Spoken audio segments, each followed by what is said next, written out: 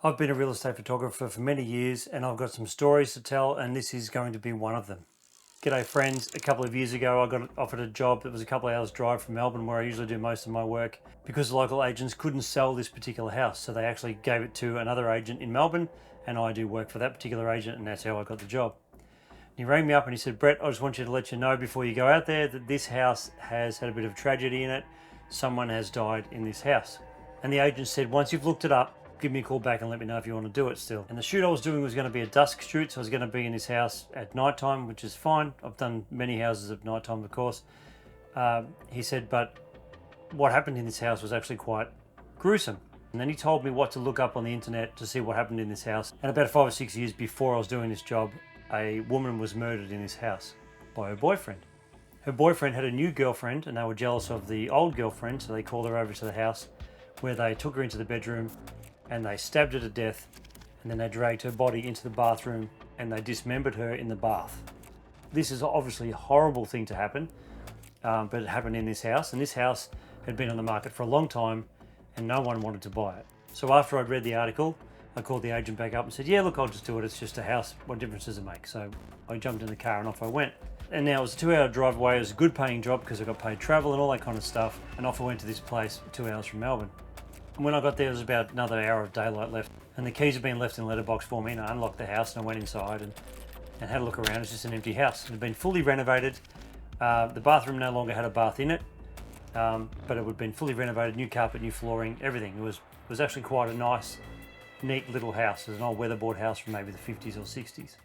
So I go back out to the car to grab my gear, and one of the neighbours comes over and says, "Hey, did you know what happened in this house?" And I said, "Yes, I know what happened. It's been empty since then. No one's wanted to live in the house. As soon as someone tells them that happened in the house, no one wanted to be there anymore," which is fair enough, I suppose. So I go into the house, start doing the floor plan, I'm measuring up the house, everything's going fine.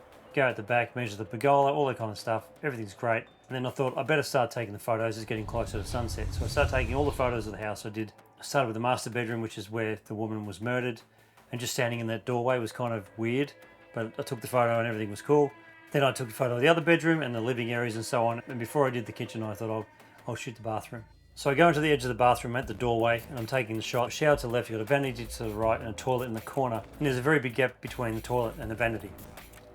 So I'm doing an angle from the doorway, and of course the vanity is close to the door. It's not the best angle. The actual best angle for this room was basically sitting on the toilet or from the toilet. So I move into the bathroom and I've got the camera straddled over in front of the toilet. I'm sitting just over the top of the toilet. I bend down so I can't see myself in the mirror and I take the photo. Now, before you think, "Oh, was there something weird in the photo?" No, there was nothing weird in the photo. But while I was there, I don't know if it was my imagination or if it was the house, but a huge cold shiver just ran over my spine. And then I realised I was actually standing where the bath used to be. That's where I was standing right at that exact moment. So I had a look at the photos, thought, yep, okay, good, let's just get out of here. So then I shot the rest of the house, and every minute after that house I was in that house, I felt really uncomfortable. Now, as I said, I don't know whether it was the house or it was my imagination, because I knew what happened there, but it was very, very strange. So then, of course, it got dark. I did the outside, and everything was fine. And then I locked up as quick as I possibly could and got back in the car and drove back. Now, I don't know if there was anything weird about that house or not. I have no idea whether it was haunted or anything like that. I mean, but if it was, or if there was some kind of disturbance in that house, I don't know if you believe in that stuff or not, but if you do, that's great. I'm sort of on the fence with it. I've seen a few things and I think maybe there's something to it, but I'm not so sure. But anyway, so in that moment, I felt like I was intruding, and so I just got out of the house. But if there was ever a house that was going to have a problem with things like that, like with ghosts or hauntings, that's got to be the house, right? I mean, someone was murdered viciously in that house. That has to be a house that would be a problematic house for ghosts, wouldn't it? That's what I think anyway. If you want to hear more of these kind of stories about real estate and all things I encounter every day as a photographer in real estate, let me know in the comments below. And if you're thinking about getting into real estate as a photographer, check out this video here about 24 things you should know before you start, and I'll see you next time. Thank you.